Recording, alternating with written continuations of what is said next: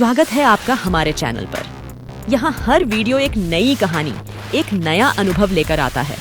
जुड़िए हमसे और साझा करें इस सफर को, जहाँ हर क्लिक एक नया परिचय होता है।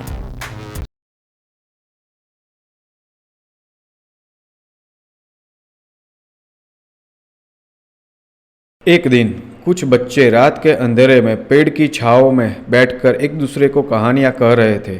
तभी एक रवि नाम का लड़का खड़ा होता है और अपनी कहानी शुरू करता है। बस उसकी कहानी सुनने के बाद गांव के लोगों की और उस बच्चों की क्या हालत होती है, चलो देखते हैं।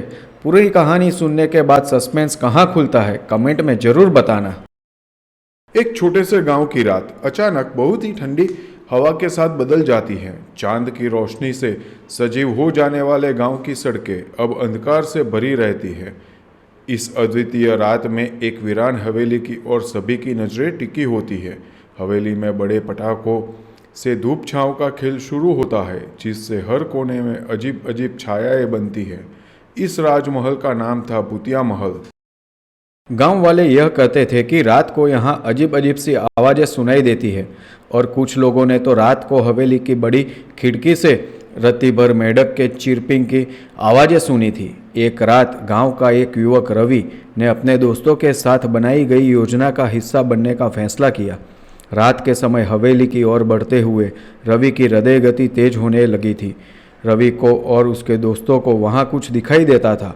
रवि ने कहा, बंदर लगता है, हमें वहाँ जाकर एक बार देखना चाहिए।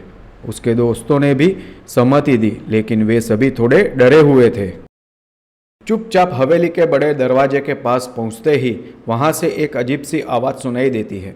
रवि और उसके दोस्तों का दिल धड़कने लगता है, परंतु उन्होंने अपने हिम्मत को बुलंद रखने का फैसला किया। हवेली के अंदर घूमते वक्त वे एक अजीब सी महसूस करते हैं। कुछ दूर से अजीब सी हंसी की आवाज़ सुनाई देती है। वे धीरे धीरे बड़े हॉल में पहुंचते हैं। वे वहां कुछ अजीब सी रोशनी में घूम जाते हैं।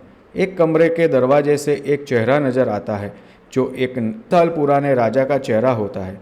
उस राजा की मौत के बाद इस हवेली में अजीब अजीब सी घटनाएं हो रही थी। वहाँ चेहरा हंसता हुआ कहता है, तुम यहाँ कैसे आए हो? मेरी महफिल में आओ। रवि कहता है, हम तुम्हें नुकसान नहीं पहुंचाएंगे, बस तुम्हारी कहानी सुनने के लिए यहाँ आए हैं। राजा ने बोला, मेरी महफिल में आओ और सच्चाई सुनो। वह उन्हें अपने कमरे में बुलाता है और अपनी कहानी शुरू करता है। राजा का कहना है कि वह एक समय की बात है जब वह गांव वालों के साथ न्याय कर रहा था, लेकिन उसका मन हवेली के सुंदर रूप से ही था। उसने एक बार हवेली में एक शानदार महफिल आयोजित की, जिसमें गांव के लोग भी शामिल थे। महफिल के दौरान एक रहस्यमय औरत ने एक शानदार गाना गाया और सभी को अचंभित कर दिया। लेकिन वही औरत राजा के दिल में बैठ गई और वह उसे अपने साथ हवेली में ले आया। उसकी प्रेम कहानी एक अछूते से विशेषज्ञ के साथ संबंधित थी, जिसने उसे एक विशेष प्रयोग के लिए चुना था। राजा ने बताया कि वो रहस्यमय औरत ने उस अछूते के साथ एक अजीब सी करनी जड़ी है, जिससे उसकी आत्मा हवेली में बंद रह गई है। उसकी प्रेम कहानी में एक अजीब ट्विस्ट था कि वह सब भी हवेली में रहती है, लेकिन सिर्फ अपनी गाने की आवाज़ से। राजा की कहानी सुनकर रवि और उसके दोस्तों का डर ठंडा हो जाता है। हवेली में अब भी वही अजीब सी हंसी गूंजती है जो उन्होंने बड़े हॉल में सुनी थी। राजा कहता है, वह अब भी मेरी महफिल में है और मैं उसके साथ संगीत का आनंद लेता हूँ।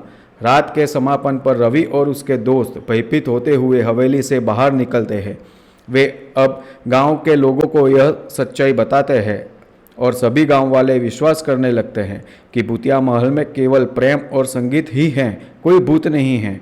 इस अजीब सी और रोमांटिक कहानी के बाद से भूतिया महल गांव वालों के बीच एक रोमांटिक स्थान बन गया है, जहां हर कोने से सुंदर संगीत की आवाज़ें बजती हैं और प्रेम की भावनाओं का आभास होता है।